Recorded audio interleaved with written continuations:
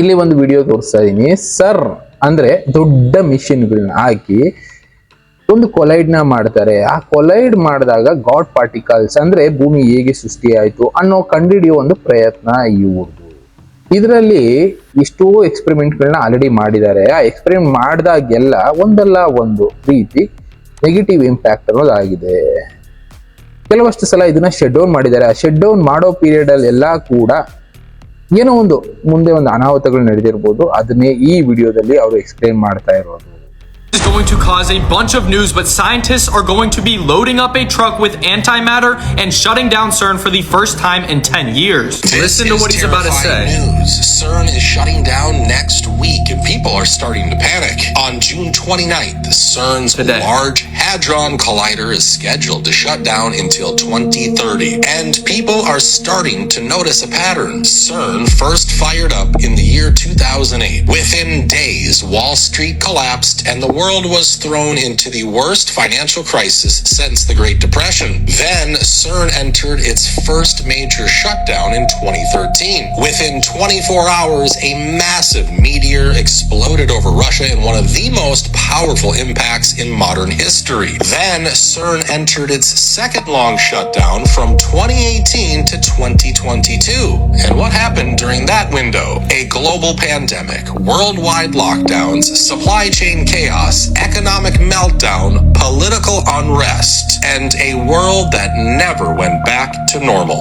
Now CERN is shutting down again, this time until 2030, as AI explodes, as wars escalate, as governments push digital IDs, as America approaches its 250th birthday, and as CERN prepares an even bigger collider for the future.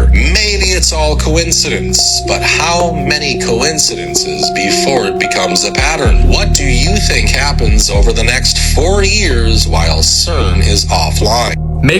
Video ನೋಡಿದ್ರಲ್ಲ, ಈ ವಿಡಿಯೋದಲ್ಲಿ ಅವ್ರು ಹೇಳ್ತಾ ಇರೋದು ಅದೇ. ಈ ಸರ್ನ ಯಾವಾಗ ಶಟ್ ಡೌನ್ ಮಾಡ್ತಾರೆ ಅವಾಗೆಲ್ಲ ಮೇಜರ್ ಆಗಿ ಏನೋ ಒಂದು ಇಂಪ್ಯಾಕ್ಟ್ ಮಾಡ್ತಾ ಇದೆ. ಇನ್ನು ಈಗ ಸದ್ಯಕ್ಕೆ ಅವ್ರು ಪ್ಲಾನ್ ಮಾಡಿರೋದು ಫ್ಯೂಚರ್ ಈಗಿದ್ದಂತ 27 ಕಿಲೋಮೀಟರ್ನ ಬಿಟ್ಟು ಫ್ಯೂಚರ್ ಸರ್ಕ್ಯುಲರ್ ಕೊಲೈಡರ್ನ ಪ್ಲಾನ್ ಮಾಡ್ಕೊಂಡಿದ್ದಾರೆ. ಸುಮಾರು 100 ಕಿಲೋಮೀಟರ್ ಅಗಲ ಇರುವಂತ ರೇಡಿಯಸ್ ಅಲ್ಲಿ ಒಂದು ಕೊಲೈಡರ್ನ ಸಿದ್ಧತೆ ಮಾಡ್ಕೊಳ್ತಾ ಇದ್ದಾರೆ. ಇದ್ರ ಇಂಪ್ಯಾಕ್ಟ್ ಏನಾಗಬಹುದು ಅಂತ ಕೂಡ ಒಂದು ಜಡ್ಜ್ಮೆಂಟ್ ಇಟ್ಕೊಂಡಿದ್ದಾರೆ. 2030ಕ್ಕೆ ಇದನ್ನ ಮತ್ತೆ ರೀಲಾಂಚ್ ಮಾಡೋಣ ಅಂತಾನೆ ಇದ್ದಾರೆ. ಆ ರೀಲಾಂಚ್ ಮಾಡಿದಾಗ ಇಂಥದ್ದೆಲ್ಲ ಸಂಭವಿಸಬಹುದು. ಮೇನ್ ಆಗಿ ಡೂಮ್ ಸ್ಟೇ ಅನ್ನೋದು ಬರಬಹುದು ಅಂತ ಕೂಡ ಲೆಕ್ಕ ಹಾಕೊಂಡಿದ್ದಾರೆ. ಡೂಮ್ ಸ್ಟೇ ಅಂದ್ರೆ ಏನು? ಪೂರ್ತಿಯಾಗಿ ಭೂಮಿ ಕೆಲವಷ್ಟು ಭಾಗ ನಷ್ಟ ಆಗಬಹುದು ಇವ್ರು ಮಾಡ್ತಾ ಇರೋ ಎಕ್ಸ್ಪೆರಿಮೆಂಟ್ ಇಂದ. ಯಾಕೆ ಅಂದ್ರೆ ಇಂಥ ಒಂದು ಸನ್ನಿವೇಶ ಬರಬಹುದು ಅಂತ ಕೆಲವಷ್ಟು ಶೋಗಳಲ್ಲಿ ತಿಳಿಸ್ತಾರೆ ಅಂತ ಹೇಳಿದ್ನಲ್ಲ. ಸಿನ್ಚಾನ್ ಶೋ ಅಂತ ಒಂದು ಬಂದಿತ್ತು. ಆ ಶೋನಲ್ಲೂ ಇದನ್ನೇ ಹೇಳಿದ್ದು, ಬ್ಲ್ಯಾಕ್ ಹೋಲ್ ಅನ್ನೋದು ಸೃಷ್ಟಿಯಾಗುತ್ತೆ. ಈ ಬ್ಲ್ಯಾಕ್ ಹೋಲ್ ಏನ್ ಮಾಡುತ್ತೆ, ಏನೇನ್ ಸಿಗುತ್ತೆ, ಸಣ್ಣ ಬ್ಲ್ಯಾಕ್ ಹೋಲ್ ಆಗ್ಬೋದು, ಏನೇನ್ ಸಿಗುತ್ತೆ ಸ್ವ್ಯಾಲೋ ಮಾಡ್ತಾ ಹೋಗುತ್ತೆ, ತನ್ನಲ್ಲಿ ಎಳ್ಕೊಳ್ತಾ ಹೋಗುತ್ತೆ. ಆ ರೀತಿ ಎಳ್ಕೊಳ್ತಾ ಪೂರ್ತಿಯಾಗಿ ಭೂಮಿನಲ್ಲಿರುವಂತ ವಸ್ತುಗಳನ್ನೆಲ್ಲ ತನ್ನೊಳಗೆ ಎಳ್ಕೊಳ್ಳುತ್ತೆ. ಬಟ್ ಎಲ್ಲಿ ಹೋಗುತ್ತೆ ಏನಾಗುತ್ತೆ ಗೊತ್ತಾಗೋದಿಲ್ಲ. ಯಾಕೆಂದ್ರೆ ಈ ಭೂಮಿ ಸೃಷ್ಟಿಯಾಗಿರೋದು ಬ್ಲ್ಯಾಕ್ ಹೋಲ್ ಇಂದನೇ ಆಗಿರೋದ್ರಿಂದ ಏನಾಗುತ್ತೆ ಅಂತ ಕೂಡ ಹೇಳೋದಕ್ಕೂ ಆಗೋದಿಲ್ಲ ಅನ್ನೋದೇ ನಾವಿವತ್ತು ಯೋಚನೆ ಮಾಡ್ಬೇಕಾಗಿರುವಂತ ವಿಷಯ. ಈಗ ಸರ್ನ ಈ ಎಕ್ಸ್ಪೆರಿಮೆಂಟ್ ಹೇಳೋದನ್ನ ಟೆಂಪ್ರರಿ ಆಗಿ ಶಟ್ ಡೌನ್ ಮಾಡ್ತಾ ಇದ್ದಾರೆ. ಶಟ್ ಡೌನ್ ಮಾಡಿದಾಗೆಲ್ಲ ಏನಾದ್ರೂ ಒಂದು ಇಂಪ್ಯಾಕ್ಟ್ ಭೂಮಿ ಮೇಲೆ ಆಗುತ್ತೆ ಅನ್ನೋದು ಈ ವಿಡಿಯೋದಲ್ಲಿ ತಿಳಿಸಿದ್ರು. ಶಟ್ ಡೌನ್ ಮಾಡ್ತಾರೆ ಅಂದ್ರೆ ಏನೋ ಒಂದು ಕಾರಣ ಇರುತ್ತೆ. ಇದರಲ್ಲಿ 1-2 ದೇಶ ಅಲ್ಲ, ಟೋಟಲ್ ಆಗಿ 22 ದೇಶಗಳು, 1954 ಇಂದ 23 ದೇಶಗಳು ಇದರಲ್ಲಿ ಕೆಲಸ ಮಾಡ್ತಾನೆ ಇದ್ದಾವೆ. ಹೇಗೆ ಈ ಭೂಮಿ ಸೃಷ್ಟಿ ಆಯ್ತು, ಬ್ಲ್ಯಾಕ್ ಹೋಲ್ ಹೇಗಿತ್ತು, ಇದರಿಂದ ಅವ್ರು ಏನೋ ಕಂಡುಹಿಡಿಯೋ ಪ್ರಯತ್ನ ಮಾಡ್ತಾ ಇರ್ಬೋದು. ಒಳ್ಳೇದಾಗುತ್ತೆ ಅನ್ನೋದಕ್ಕಿಂತ ಇದರಿಂದ ಹಾನಿಗಳೇ ಜಾಸ್ತಿ ಆಗುತ್ತೆ ಅಂತ ಲೆಕ್ಕಾಚಾರ ಮಾಡಿದ್ದಾರೆ. ಹಾನಿಗಳ ಬಗ್ಗೆ ನಾನು ತೋರಿಸಿದೆ. ಡೂಮ್ ಸ್ಟೇ ಅನ್ನೋದು ಬರಬಹುದು ಅಂತಾನೆ ಕನ್ಸಿಡರ್ ಮಾಡ್ತಾರೆ. ಅದರಲ್ಲಿ ಈ ಕಾರ್ಟೂನ್ ಅಲ್ಲಿ ಮೊದಲೇ ತಿಳಿಸಿದ್ರು ಈ ರೀತಿ ಒಂದು ಎಕ್ಸ್ಪೆರಿಮೆಂಟ್ ಗಳನ್ನ ಸೈಂಟಿಸ್ಟ್ಗಳು ಮಾಡ್ತಾರೆ. ಆ ಸೈಂಟಿಸ್ಟ್ಗಳು ಅದನ್ನ ಮಾಡೋದ್ರಿಂದ ಇಂಪ್ಯಾಕ್ಟ್ ಅನ್ನೋದು ಎಲ್ಲರಿಗೂ ಆಗುತ್ತೆ. A stray dog down there. It's a lot worse than a stray dog. 2 stray dogs? It's a black hole. That was gonna be my next guess. Are you sure your next guess wasn't 3 stray dogs? Baby. A black hole? I'm sorry, can we call it that? Yes, it's the preferred term, and most scientists believe that what enters a black hole never comes out. But some think they may be a gateway to other universes. Hey, can it open a pencil bag for me? Help a brother out, PH. Woohoo! ಇಲ್ಲಿ ಒಂದು point ಅನ್ನು ಹೇಳಿದ್ರು, block hole ಅನ್ನೋದನ್ನ ಸೈಂಟಿಸ್ಟ್ಗಳು ಕಂಡುಹಿಡಿತಾ ಇರೋದು gate way create ಮಾಡೋದಕ್ಕೆ other ಯೂನಿವರ್ಸ್ಗೆ ಅಂತ ಕೂಡ ಹೇಳಿದ್ರು. ಇದ್ರು ಇರ್ಬೋದು, ಸೈಂಟಿಸ್ಟ್ಗಳು ಆ ಪ್ರಯತ್ನನೂ ಮಾಡ್ತಾ ಇರ್ಬೋದು. ಒಟ್ನಲ್ಲಿ ಇಲ್ಲಿ ಸೈಂಟಿಸ್ಟ್ಗಳು ಸದ್ಯಕ್ಕೆ ಟೆಂಪ್ರರಿ ಆಗಿ 4 years ಇದನ್ನ ಶಟ್ ಡೌನ್ ಮಾಡ್ತಾ ಇದ್ದಾರೆ. ಸರ್ನ ಆಪರೇಷನ್ ಏನಿತ್ತು 4 years ಶಟ್ ಡೌನ್ ಮಾಡ್ತಾ ಇದ್ದಾರೆ. ಈ ಪೀರಿಯಡ್ಗಳಲ್ಲಿ ಬೇರೆ ಬೇರೆ ರೀತಿಯ ಅನಾಹುತಗಳು ಜಾಸ್ತಿ ಆಗ್ತಾ ಹೋಗುತ್ತೆ ಅಂತಾನೆ ಈಗ ಅಂದ್ರೆ ತಜ್ಞರ ಒಂದು ವರದಿ ಹೇಳ್ತಾ ಇರೋದು. ಯಾವಾಗ ಇದನ್ನ ಶಟ್ ಡೌನ್ ಮಾಡ್ತಾರೆ, ಮಾಡುವಂತ ಎಕ್ಸ್ಪೆರಿಮೆಂಟ್ ನ ಶಟ್ ಡೌನ್ ಮಾಡಿದಾಗೆಲ್ಲ ಏನಾದ್ರೂ ಒಂದು ಬದಲಾವಣೆ ಆಗುತ್ತೆ, ಯುದ್ಧ ಆಗುತ್ತೆ, ಅನಾಹುತ ಆಗುತ್ತೆ, ಅದರಿಂದ ಜನಕ್ಕೆ ಇಂಪ್ಯಾಕ್ಟ್ ಆಗುತ್ತೆ. ಎಕ್ಸಾಂಪಲ್ 2018ರಿಂದ 2022 ತನಕ ಶಟ್ ಡೌನ್ ಮಾಡಿದ್ರು. ಆ ಟೈಮ್ನಲ್ಲಿ ಕರೋನಾ ಅನ್ನೋದು ಬಂದಿತ್ತು, ಜನರಿಗೆ ಇಂಪ್ಯಾಕ್ಟ್ ಅನ್ನೋದು ಮಾಡಿತ್ತು. ಅದಾದ ಮೇಲೆ ಇವ್ರು ಮತ್ತೆ ಎಕ್ಸ್ಪೆರಿಮೆಂಟ್ ನ ಕಂಟಿನ್ಯೂ ಮಾಡ್ತಾ ಇದ್ರು. ಈಗ ಅದೇ ರೀತಿ ಈಗ ರನ್ ಆಗ್ತಾ ಇದ್ದಂತ ಎಕ್ಸ್ಪೆರಿಮೆಂಟ್ ನ 2030 ತನಕ ಶಟ್ ಡೌನ್ ಮಾಡ್ತಾ ಇದ್ದಾರೆ.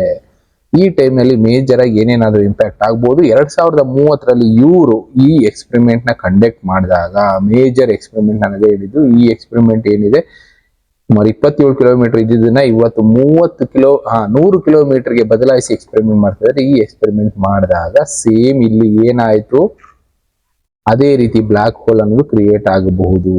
ಅದು ಭೂಮಿನ ನುಂಗೋದಕ್ಕೂ ಸಾಧ್ಯತೆಗಳಿದೆ. ಅದನ್ನ ಬಿಟ್ರೆ ಇಲ್ಲ ಬೇರೆ ಯೂನಿವರ್ಸ್ ಹೋಗೋದಕ್ಕೆ, ಇಲ್ಲ ಬೇರೆ ಜಗತ್ಗೆ ಹೋಗೋದಕ್ಕೆ ಒಂದು ಪಾತ್ ಅನ್ನೋದು ಅದರಿಂದ ಕ್ರಿಯೇಟ್ ಆಗಬಹುದು ಅಂತಾನೆ ಇವತ್ತು ಸೈಂಟಿಸ್ಟ್ಗಳು ಅದನ್ನ ಕಂಡುಹಿಡಿಯೋ ಕೆಲಸ ಮಾಡ್ತಾ ಇದ್ದಾರೆ.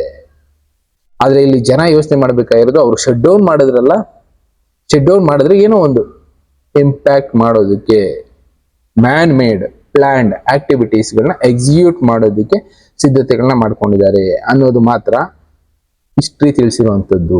ಈಗ ಅಂಥದ್ದೇನೋ ದಿನಗಳು ಶುರು ಆಗಬಹುದು, ನೋಡೋಣ ಅಂಥದ್ದೇನಾಗುತ್ತೆ. ಸರ್ನ್ ಶಟ್ ಡೌನ್ ಆಗ್ತಾ ಇದೆ ಅಂದ್ರೆ ಏನೋ ಒಂದು ನೆಗೆಟಿವ್ ಇಂಪ್ಯಾಕ್ಟ್ ಮಾಡೋದಕ್ಕೆ ಪ್ಲಾನ್ ಆಗಿದೆ, ಇಲ್ಲ ಎಕ್ಸಿಕ್ಯೂಷನ್ ಮಾಡೋದಕ್ಕೆ ಕಾಯ್ತಾ ಇದ್ದಾರೆ. ಅವರು ಮತ್ತೆ ಶುರು ಮಾಡಿದಾಗ ಮೇಜರ್ ಇಂಪ್ಯಾಕ್ಟ್ ಆಗಬಹುದು. ಅದಕ್ಕೆ ಸಿದ್ಧತೆಗಳನ್ನ ಮಾಡ್ಕೊಳ್ಳೋ ಪೀರಿಯಡ್ ಅಲ್ಲಿ ಏನೇನೋ ಪ್ಲಾನ್ ಮಾಡಬಹುದು. ಕಾರ್ಟೂನ್ಗಳು ಸಾಕ್ಷಿ.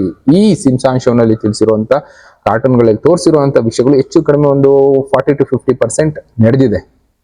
ಏನು ಉಳಿದಿರೋ ಕಥೆಗಳಾಗಿ ಉಳ್ಕೊಂಡಿರ್ಬೋದು. ಆದ್ರೆ ಇವ್ರು ತಿಳಿಸಿರುವಂತ ಒಂದು 40 to 50% ಸತ್ಯ ಆಗಿರೋದ್ರಿಂದ ಈ ರೀತಿ ಬ್ಲಾಕ್ ಹೋಲ್ ಅನ್ನೋದು ಕ್ರಿಯೇಟ್ ಆಗೋ ಚಾನ್ಸಸ್ ಇರುತ್ತೆ ಅವ್ರು ಮಾಡುವಂತ ಎಕ್ಸ್ಪೆರಿಮೆಂಟ್ ಇಂದ. ಇದು ಒಳ್ಳೇದ ಕೆಟ್ಟದ ಏನು ಹೇಳೋದಕ್ಕಾಗೋದಿಲ್ಲ, ಇದನ್ನ ಕಂಟ್ರೋಲ್ ಮಾಡೋದಕ್ಕೆ ಯಾರ ಕೈಲೂ ಆಗೋದಿಲ್ಲ. ಅವ್ರು ಹೇಳೋದು ಒಳ್ಳೇದಕ್ಕೋಸ್ಕರ ಕಂಡುಹಿಡಿತಾ ಇದೀವಿ ಅಂತ, ಅದರಿಂದ ಇಂಪ್ಯಾಕ್ಟ್ ಆಗೋ ಚಾನ್ಸಸ್ ಇರುತ್ತೆ. ನ್ಯೂಕ್ಲಿಯರ್ ಬಾಂಬ್ಗಳು, ವೆಪನ್ಸ್ಗಳು ಒಳ್ಳೇದಕ್ಕೋಸ್ಕರ ಕಂಡುಹಿಡಿದ್ವಿ ಅಂತಾರೆ, ಆದ್ರೆ ಅದರಿಂದ ನಡೀತಾ ಇರೋದು ಇಂಪ್ಯಾಕ್ಟ್ಗಳೇ ಅಲ್ವಾ. ಆ ರೀತಿ ಇಂಪ್ಯಾಕ್ಟ್ಗಳು ಮುಂದೆನೂ ಬರಬಹುದು, ಫೇಸ್ ಮಾಡೋದಕ್ಕೆ ಸಿದ್ಧ ಆಗ್ಬೇಕಷ್ಟೇ. ಇನ್ನು ಬೇರೆ ಬೇರೆ ಇನ್ಫಾರ್ಮೇಶನ್ ಗಳಿಸಿದ್ರೆ ಮತ್ತೆ ಸಿಗ್ತೀನಿ. ಆದ್ರೆ ಇದರಿಂದ ಈ ಸರ್ನ್ ಶಟ್ ಡೌನ್ ಮಾಡ್ತಾ ಇರೋದ್ರಿಂದ ಫೈನಾನ್ಷಿಯಲ್ ಕ್ರೈಸಿಸ್ ಬರಬಹುದು, ಪ್ಲಸ್ ಯುದ್ಧಗಳ ಭೀತಿ ಜಾಸ್ತಿ ಆಗ್ಬೋದು, ಜನ ಕೆಲಸ ಇಲ್ಲದೆ ಒದ್ದಾಡುವಂತ ಪರಿಸ್ಥಿತಿ ಬರ್ಬೋದು, ಆಹಾರದ ಕೊರತೆ ಅನ್ನೋ ಕ್ರಿಯೇಟ್ ಆಗ್ಬೋದು, ಭೂಕಂಪಗಳು ಹೆಚ್ಚಾಗ್ಬೋದು, ಇಂಥ ಸಿಚುವೇಶನ್ಗಳು ಜಾಸ್ತಿ ಆಗ್ಬಹುದು ಅಂತ ತಜ್ಞರು ಯೋಚನೆ ಮಾಡ್ತಾ ಇದ್ದಾರೆ. ನೋಡೋಣ ಏನಾಗುತ್ತೆ, ಎದುರಿಸೋದಕ್ಕೆ ಸಿದ್ಧ ಆಗಿ. ಇನ್ನು ಬೇರೆ ಬೇರೆ ವಿಷಯಗಳ ಜೊತೆ ನಾನು ಮತ್ತೆ ಸಿಗ್ತೀನಿ. Thank you, good by.